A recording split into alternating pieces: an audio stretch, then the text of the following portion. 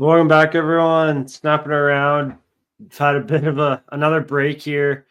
Unplanned this time, just some scheduling issues.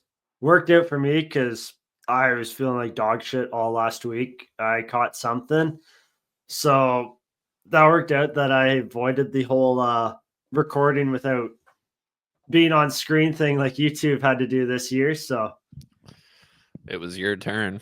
it was, and thankfully we pushed our schedule a bit. So but obviously, since our last recording here, the Four Nations tournament face-off thing, whatever you want to call it's been happening.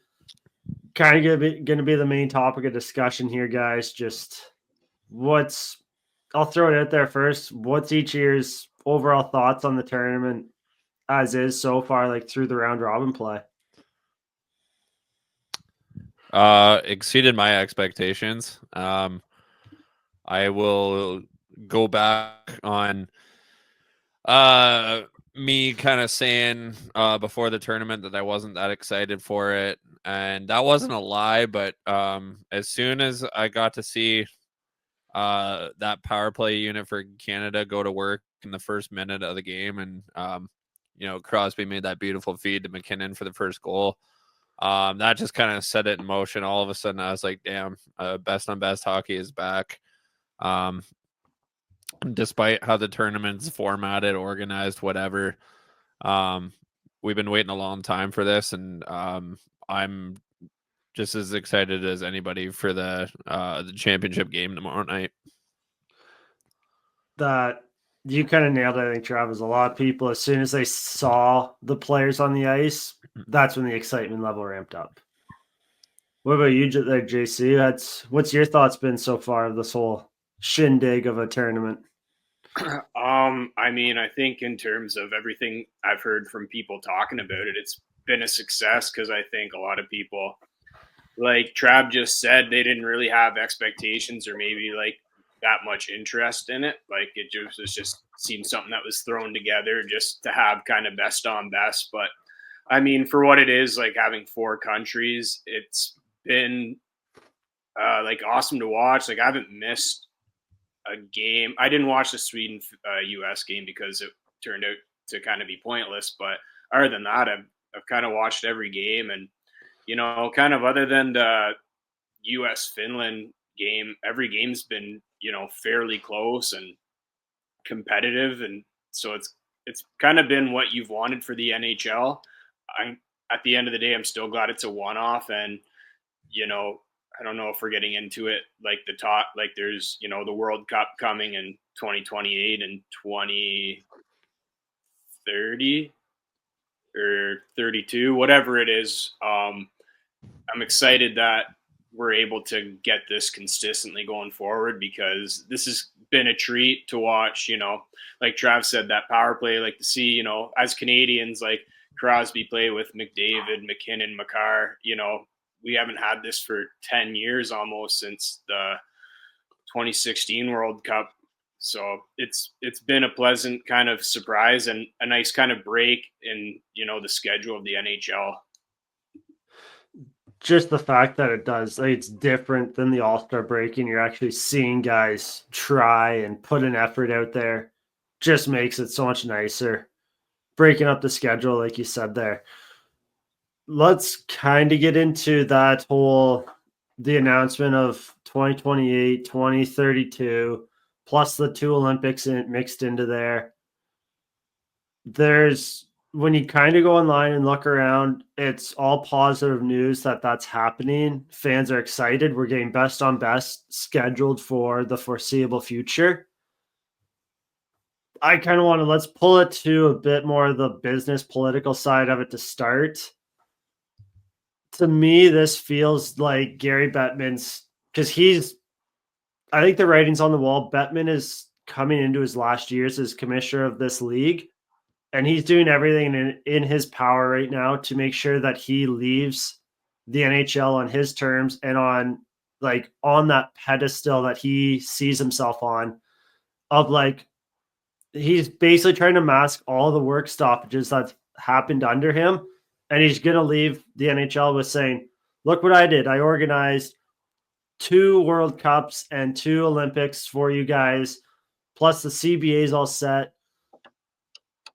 I don't know what your guys' thoughts on this part of it all is, but like to me, it's just Bettman is starting to use this international play. He's felt the pressure from the players the last handful of years, and now he's giving into it because he can twist it and make himself look good before he steps away from the league. I don't like. Do you guys have any other like thoughts on how some of this is playing out, or is it more just one like am I reading a little too much into Bettman and how he's kind of handled all this over his 30-year tenure?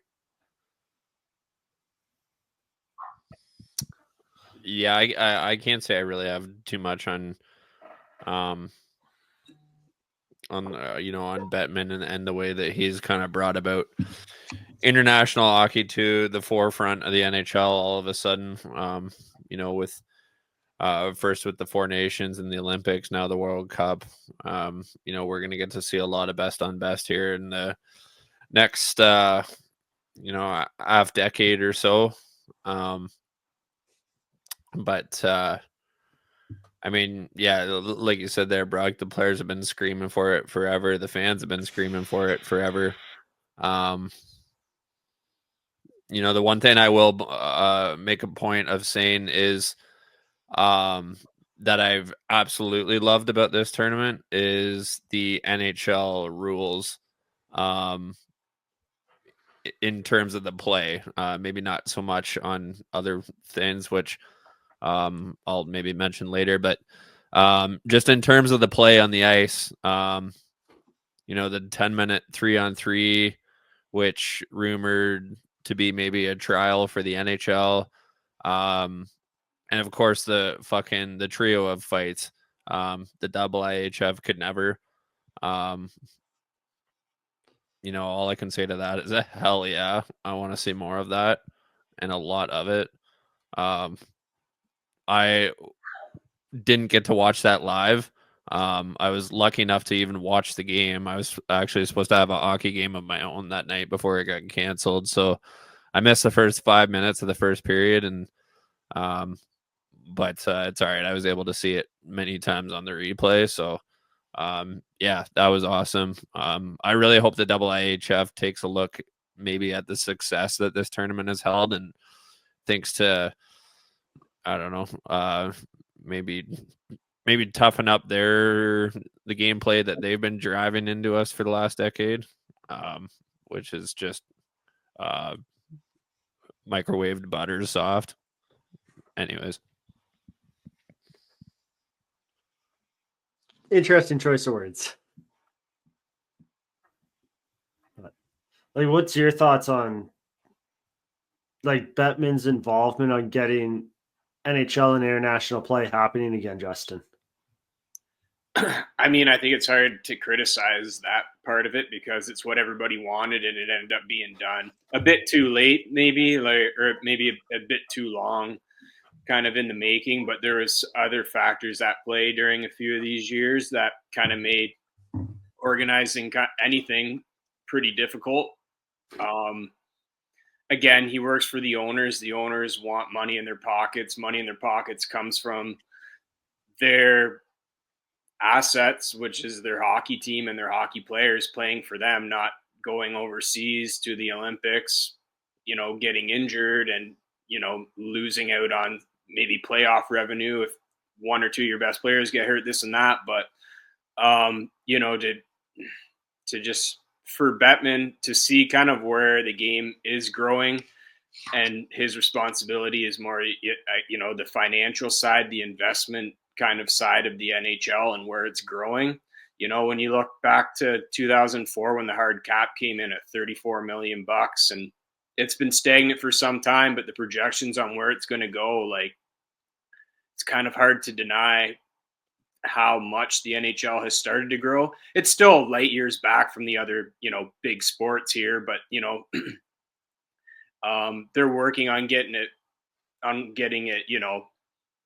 somewhat close to them. They'll never be the size of the NFL, like it or the MLB. But the strides that they have made these past 10 years or whatever, I think is pretty impressive. And if he gets the next CBA deal done, he gets the next TV deal done before he walks away, then I mean, for all the things that we've considered him to, or we've ragged on him for, the lockouts and all sorts of other decisions he's made, I think, it would be a good kind of send off for him. I think for me, anyways, I would see it as like, he did just as much good as he did bad during his tenure.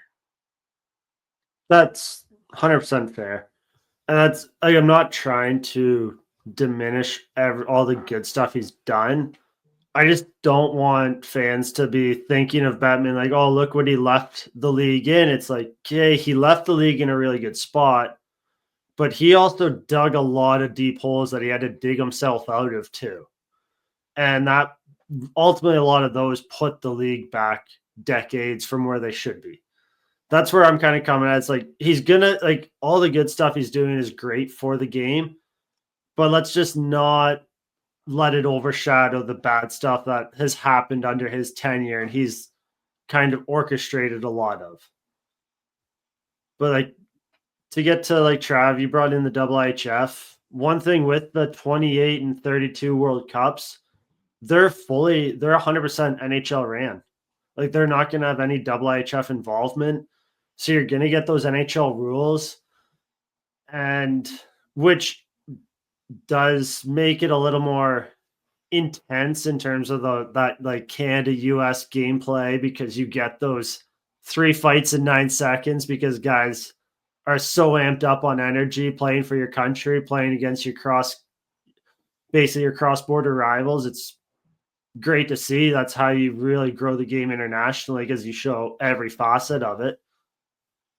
But it's also one, how much are we trusting the NHL to truly let in international players now for these upcoming events? Because they were pretty hard pressed at this Four Nations thing that they wanted 100% NHL players.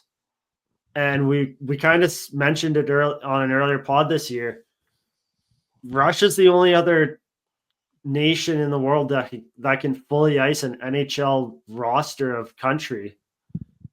So, like, are we trusting the NHL to truly let up, or are they going to be sticky about it and say you have to have only players that are affiliated with NHL teams are allowed? They're going to have to let in international players for the World Cup, or they're not going to be able to ice any teams, like, other than those 5, and who knows where Russia's at that point. But you have to, like, it just seems like that's kind of where it's at with roster size. Like, there's not enough guys internationally playing in the NHL for them to make that work.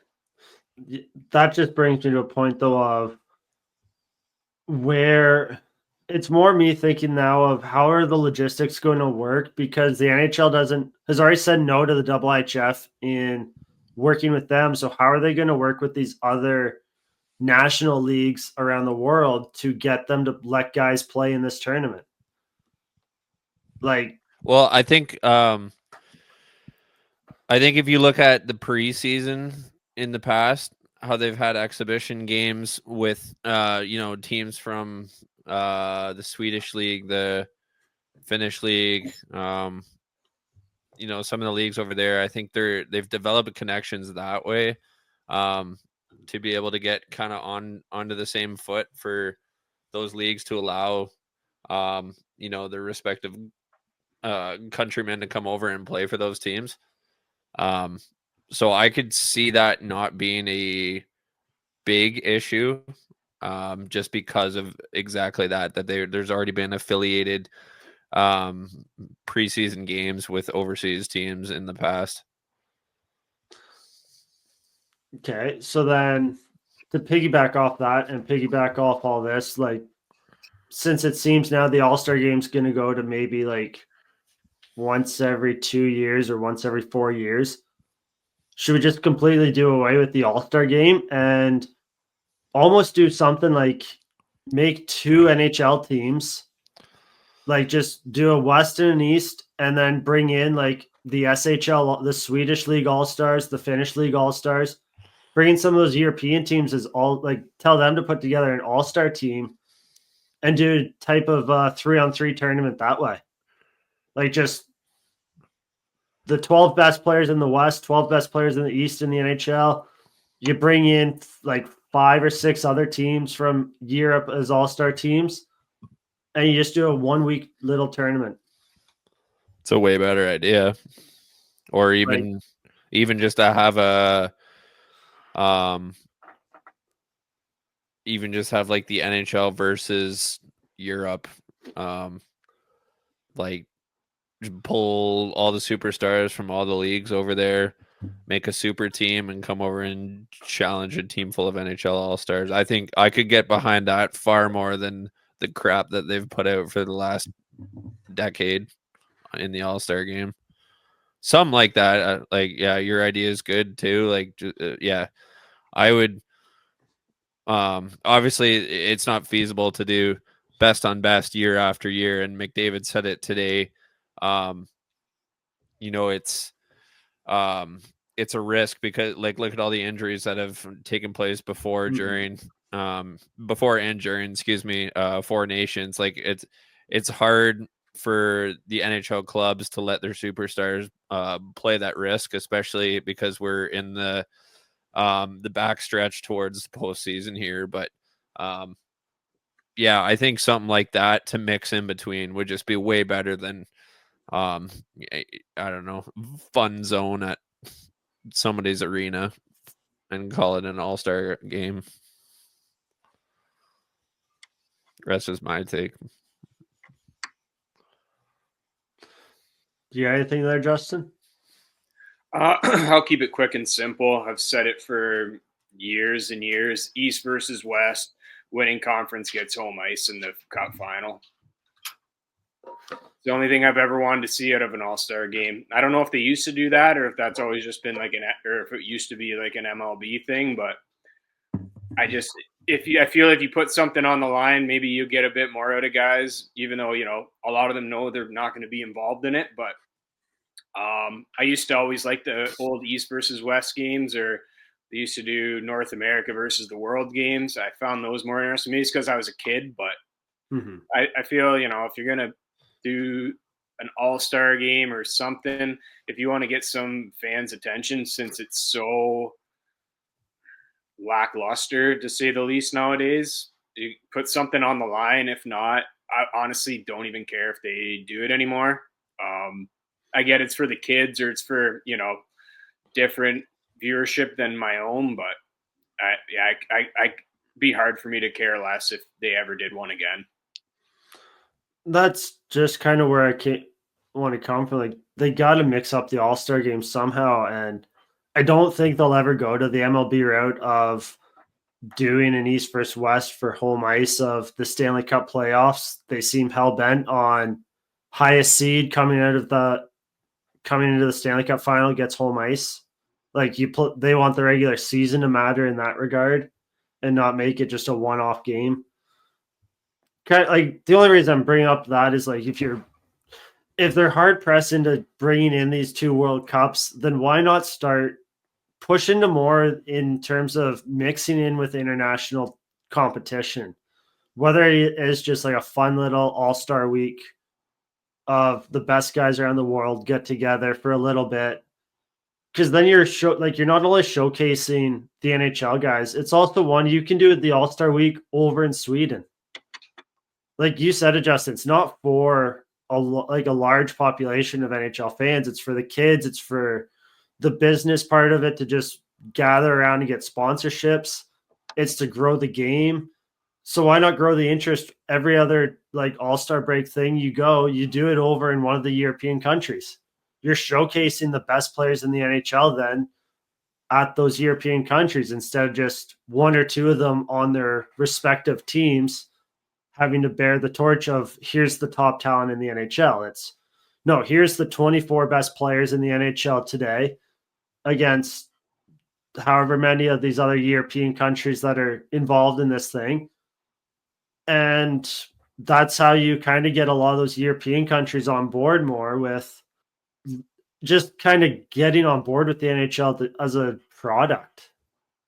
Because you said it, like the players are the owners, are the assets of the NHL, and as good as jobs the NHL's done, they've still done a piss poor job of truly showcasing the players worldwide. So that's just my thought, like of how they mixing in with these World Cups and how the international games looking to grow in the next coming years.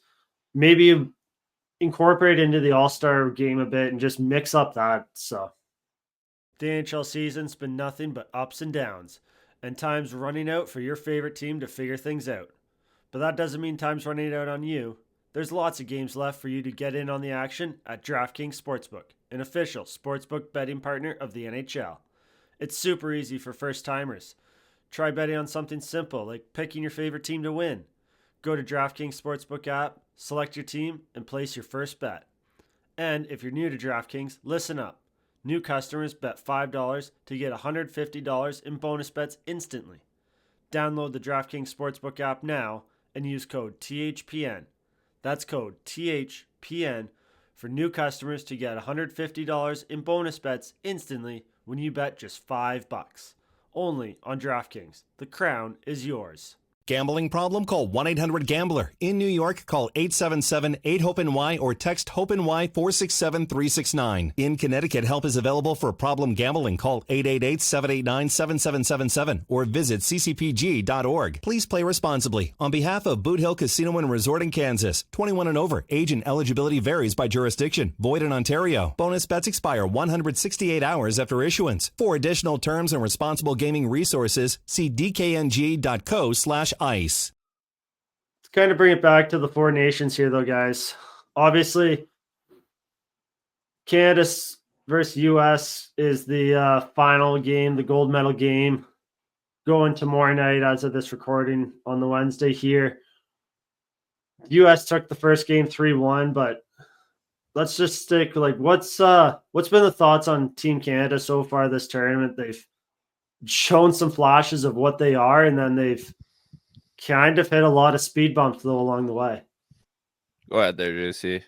I'm gathering my thoughts. Yeah. Okay. All right. I'll kind of start from the back out and work the way to the forward core and just kind of give a quick synopsis what I see. Binnington has just let in too many kind of like a couple soft goals at times, which have seemed to like kind of, you know, especially against like the US, the Jensel goal and the Larkin goal. The Larkin goal is a nice shot, but you know, it was from far enough out, should have had. I feel he could be better, but at the same time, they were never going to change goalies. I don't think once he started against the US, like didn't really get blown out. I knew they were going to go back to him, and it makes sense because he's the only one that's played in the last week and a half. So you might as well just keep going with it. To be honest, he's just as good an option as the other ones, so that's fine. I think the defense has been pretty solid. I don't really see a whole lot there that makes me question any of the roster at this point. The U.S. game, I thought Doughty was the best defenseman out there, which is saying a lot because he hasn't played all year. So, and the forward core, those first couple games against Sweden and the U.S., you could see that they really couldn't, you know, after that, the quick start of Sweden, like, you know, they're all pumped to go, this and that. They looked really good. And then the U.S., you could tell the wheels are kind of falling off. But I really like what Cooper did going against Finland. He kind of put the lines up in a blender, and, you know, all those lines were rolling pretty much. And they had seemed to find the right balance of kind of skill and grit for each line. And it seemed to work out real well, which is really nice because it kind of gives you no second guessing going into the American game. You can, you know, set it and forget it. You know, the Finns were starting to come back, but, you know, that happens with momentum and the extra man when you can't get the puck out. So I kind of like where Canada's headed right now. there's a few blips, a couple guys that aren't really pulling their weight so far. But at the end of the day, I think it's looking all right. And goaltending has and still is the biggest question mark going forward. Before you go there, Trav, is goaltending one, like everyone said it beforehand. It's not that Binnington's a bad goalie. It's more the fact when you look at the other countries' goalies, like even Gustafsson in Sweden, he's kind of been hit and miss, but for the most part, he's shown when he's a top level goalie, he's a goalie that puts fear into the shooters. Like he makes you second guess where you're shooting the puck. Hellebuck, he just makes you second guess shooting the puck altogether. And Saros, yeah, he's having a down year, but same thing.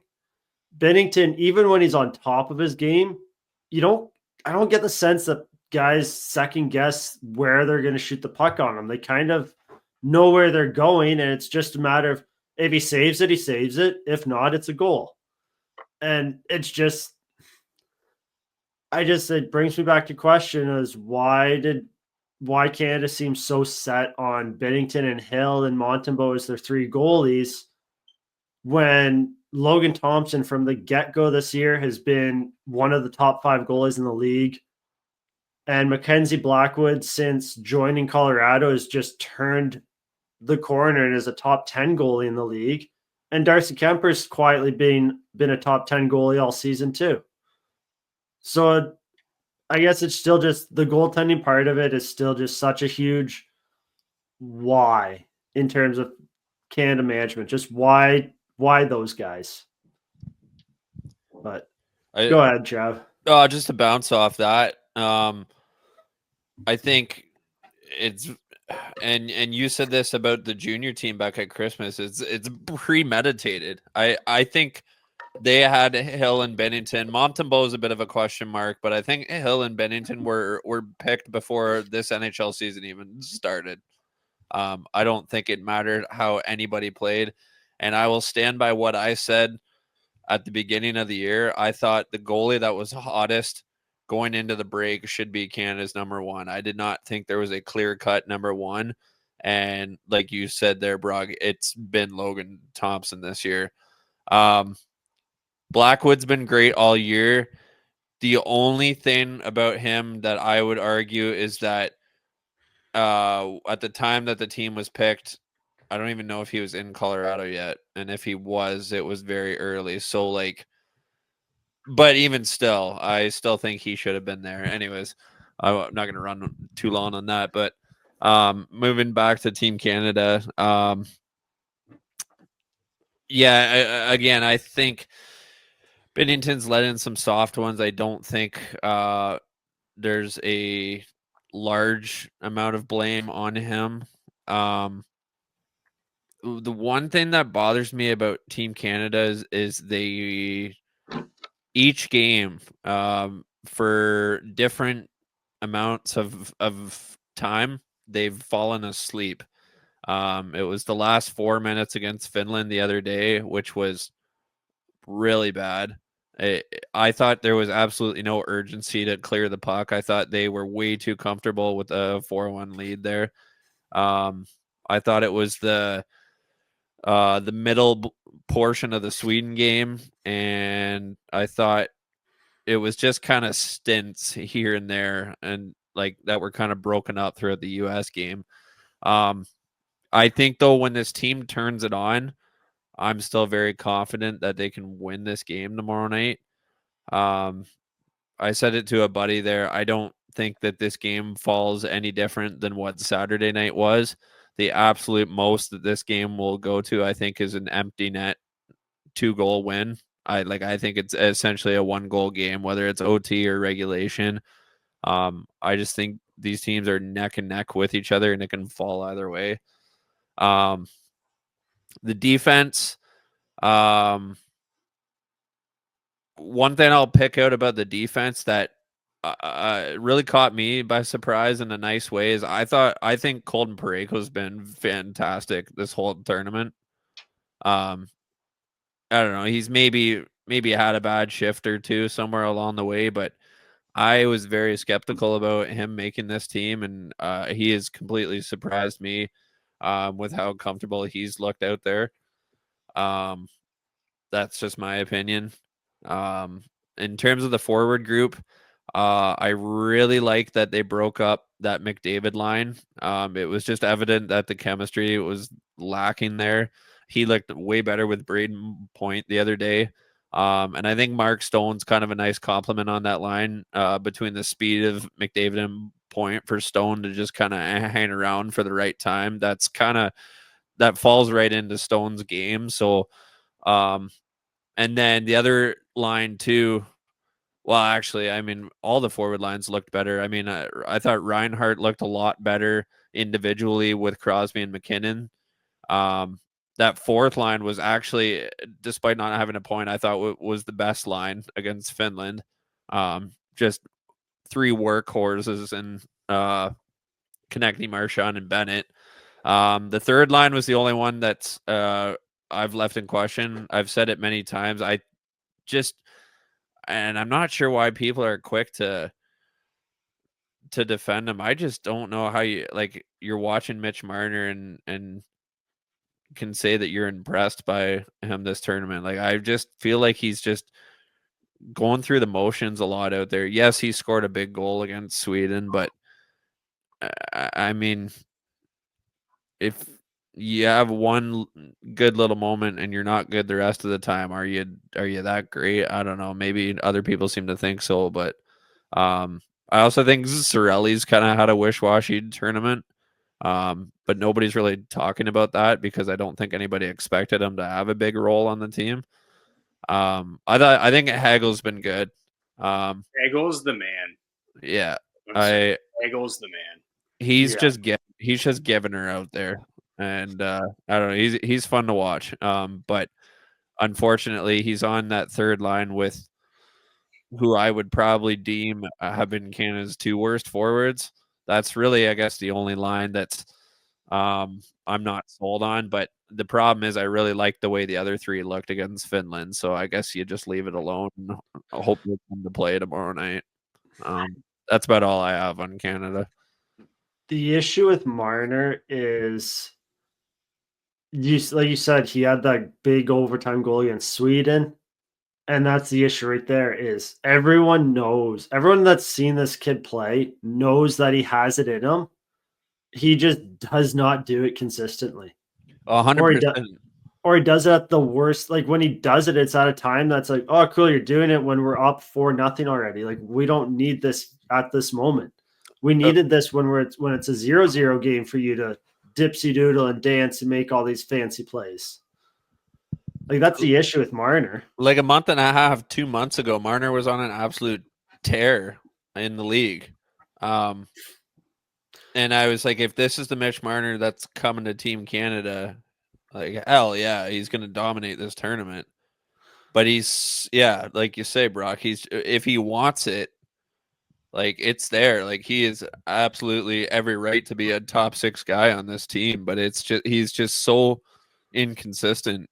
It's frustrating to watch because he hasn't been that great in the last month leading up to the tournament for the Leafs, and it's just continued into the tournament as far as I'm concerned. Marner is such a player that when he doesn't have that all-star, like that top-end talent line mate, you see what he's capable of because he's like, oh, I got to do all this myself. But when he has that line mate, like when he has a Matthews or a McDavid as his centerman, it's like there's flashes of that, of the all-star Mitch Marner. But a lot of the times he just kind of defers because he's almost like he's scared to play with those top-end guys. He basically goes, I'm not making a mistake when they're on the ice. I'll just let that, like, I'll do the safe little play and let them do it. Which that kind of gets you in trouble when you're a talent like Mitch Marner is. But I think we can all be in agreement, though, too, that Brandon Hagel's probably earned himself into consideration as a top 12 forward for the 2026 Olympic team. Yeah, if he's not on the team, like we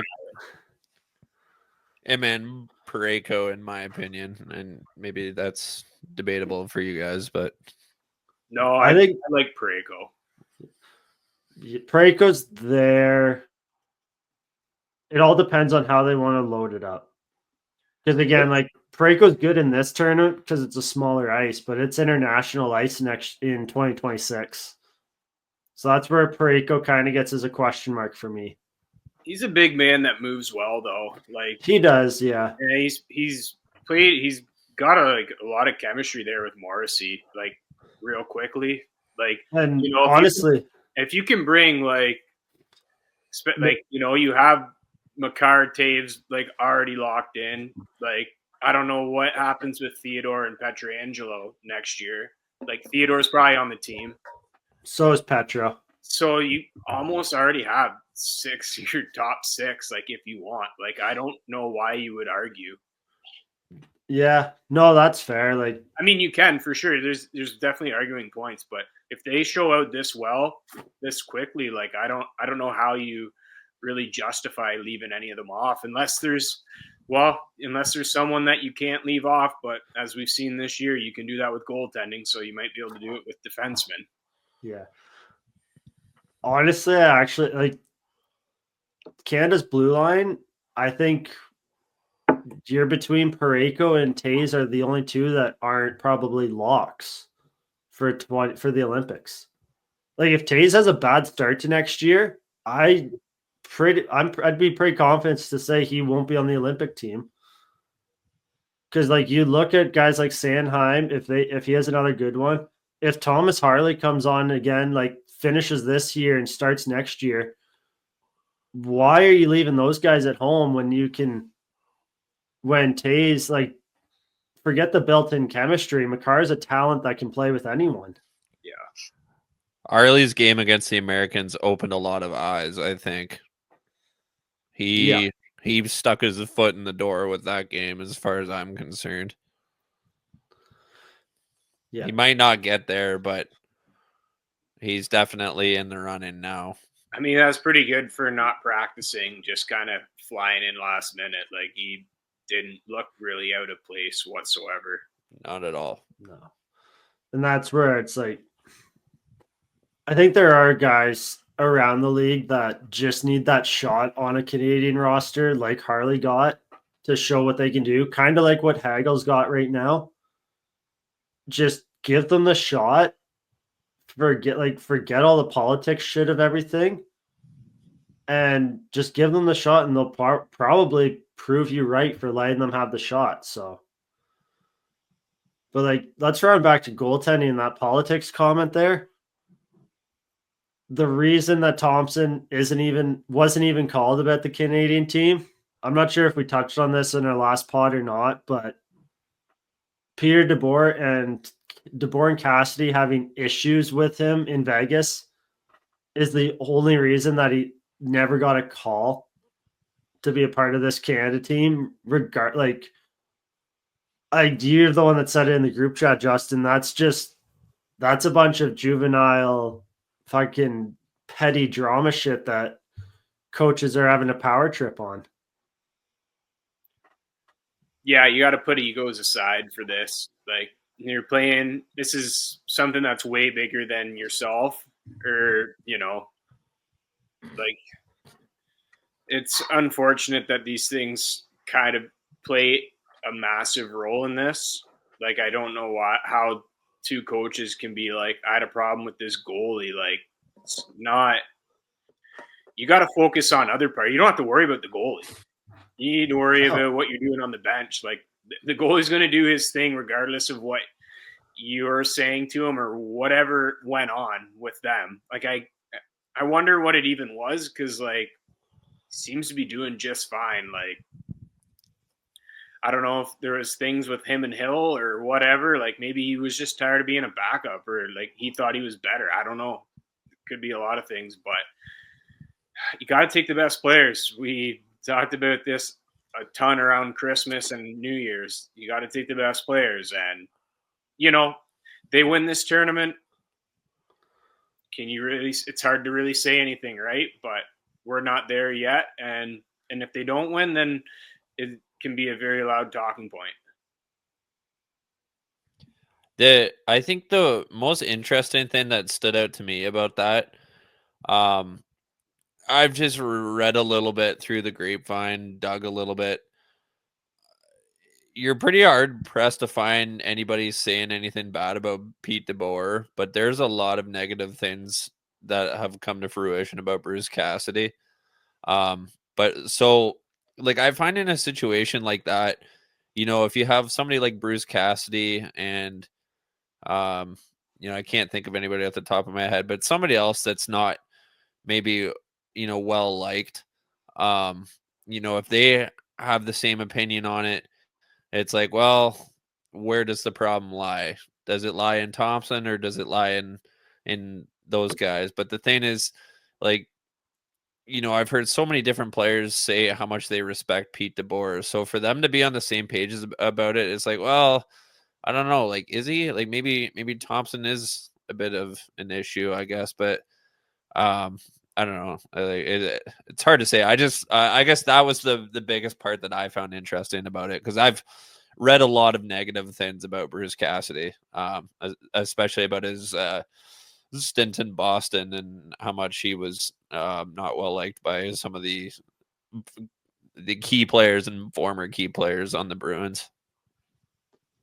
Maybe that's just it, is before Canada gets announced for the Olympics next year, is you have to sit down with DeBoer and Cassidy and now Spencer Carberry from Washington and just get a sense of where everyone sits with a guy like Logan Thompson. Because you got to figure, like, put politics aside, he has to be front runner for the starter for in that Canada goalie next year for the Olympics. Like, absolutely, with the year he's having, like, he's got to be second in Vezina running right now. Oh yeah, like he's probably the only goalie up there challenging Hellebuck right now. Yeah, for any sense of it, whether you can call it a challenge, but it's just one, like you said, Chad, like DeBoer seems pretty good. Like his reputation's good. Cassidy, very spotty. So bring in the third coach that's coached him if you're Hockey Canada and get a good hard look and sense of what this guy is. Because again, like you said, Justin, they win, it's all good, whatnot. But then we just know Hockey Canada is going to make the same mistake going to the Olympics. Goaltending is going to be an issue, and you're playing longer. Like, it's not just 4 games total. It's 4 round robin games, a quarterfinal, a semifinal, a gold medal, where all of a sudden there's more chances for goaltending to get exposed. So I don't know. I just feel like from the World Juniors and all that, we've touched so much on Hockey Canada and just the debacle that they are, that it's starting to just get exhausting. Just beating the dead horse. But maybe final thing here before we wrap up. What's our thoughts on how the NHL's handled all these injuries that have popped up in this tournament? Like, early. Is this one where maybe they should have allowed teams to have a 25-man roster, like have that 8th defenseman and 14th forward with the team regardless for situations like this? 100%. Yeah, this has developed into a massive gray area in the tournament.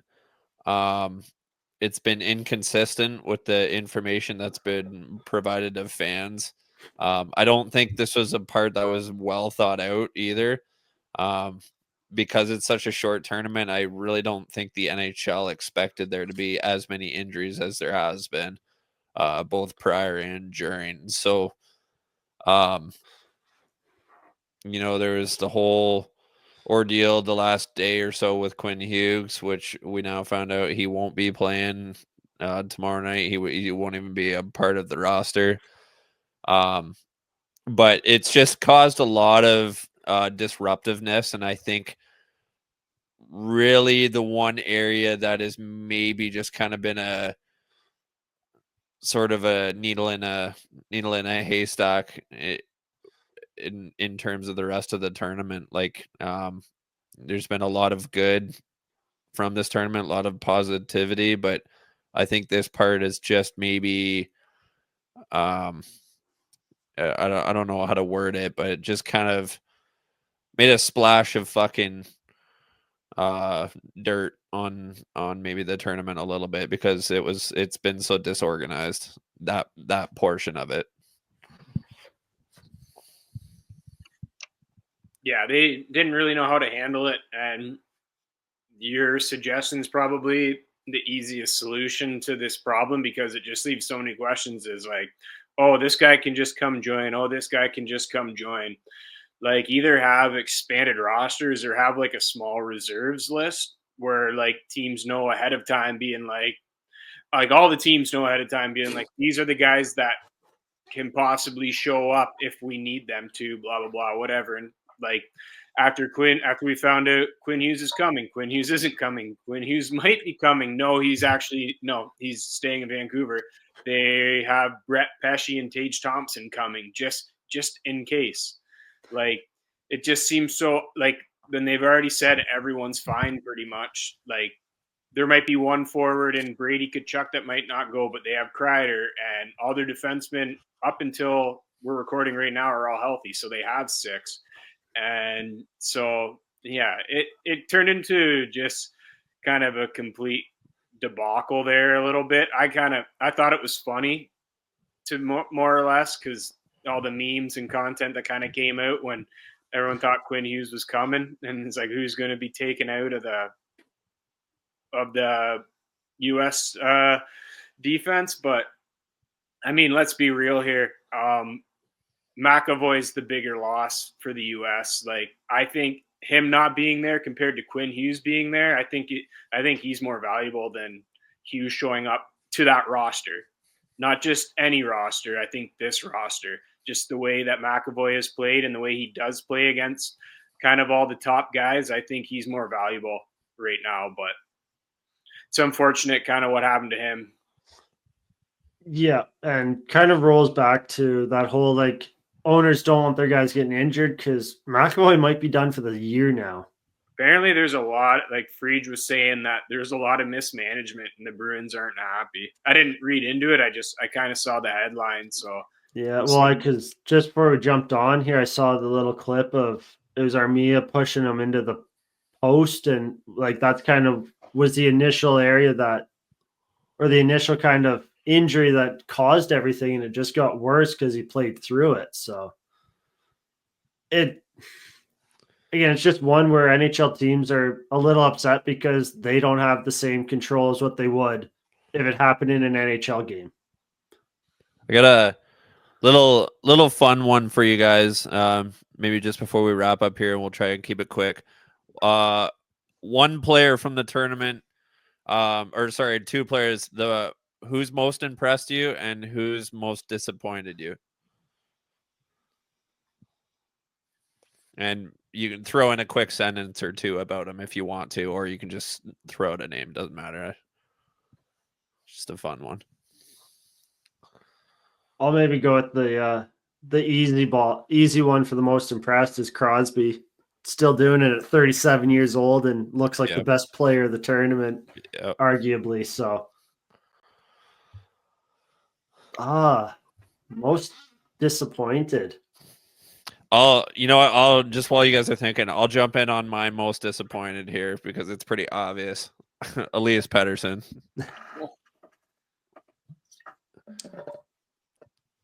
For me, anyways. I thought he might do a little more here with the talent around him, but no. Well, honestly, most disappointed. Oh, go ahead, Justin. I was just going to say, like, most disappointed just from what I saw, and he's usually a bit more of an impactful player, but I didn't really see anything from Arturi Lehkonen that we usually see on an average basis as Avs fans. I wouldn't say he's invisible because I saw him a lot out there, but he wasn't really making the plays or getting the opportunities scoring-wise that we're used to seeing. But Elias Pettersson would be number one. I just can't say him because you did. I'll maybe go off the board with most disappointed a little. Kind of piggybacks off the Mitch Marner conversation we had earlier. Austin Matthews. He hasn't really done, like, he has so much talent around him now to play with. That's a good one. He hasn't done a whole lot in this tournament. he's looked good defensively, but this is a guy that should probably be potting a goal a game in this tournament. Yeah, that's a good one. I'll go with my most impressive. I already brought him up earlier, but just because he hasn't played all year, it was, I think, Drew Doughty. I think he's, he was not the extra, but he's kind of come in, solidified that, bottom pairing role with Sanheim. He had that beautiful pass to McDavid at the goal against the U.S., and he battled hard against those guys, and I feel like he hasn't been a liability for someone that's just getting back into game shape. He only played, 3 or 4 games with the Kings. So I was, as much as I had him on my roster when we did this, because I thought he'd been back earlier, I've been pretty impressed with how quickly he's kind of gotten up to game speed and just been able to just be one of the guys out there. Yeah. I'm going to go off the board for my most impressive. Really like Mikael Granlund's game. Thought he's been just sneaky good the whole tournament. And underneath Barkov, I think has been Finland's best player. And of course, the fucking Stars got him. Yeah, I actually forgot about that until I was driving home today, and I went, "Fuck." I don't like that. Honorable mention for most impressive, Brady Tkachuk. Yeah. Might be his coming out party in terms of being on the same level as all these other guys. We're finally seeing what he'd be like in a playoff-like atmosphere. Yep. He hasn't been close to one yet. No. So now does Florida sell the farm to get him and his brother down in the Sunshine State? Not yet. Because No, Ottawa's actually good now. Yeah, I bet the Rangers would. Oh, fuck yeah. Yeah, but all right, you guys got anything else to add? Yeah, speaking of that, trade deadline is 2.5 weeks away. Yep, we will. Next few episodes will be focusing on that, I bet. So that's coming up soon. But all right, thanks for tuning in, everyone. Snapping around. We'll be back next week. Probably touch on some hypothetical trade that could be happening, and let's see who wins. Go Canada, go!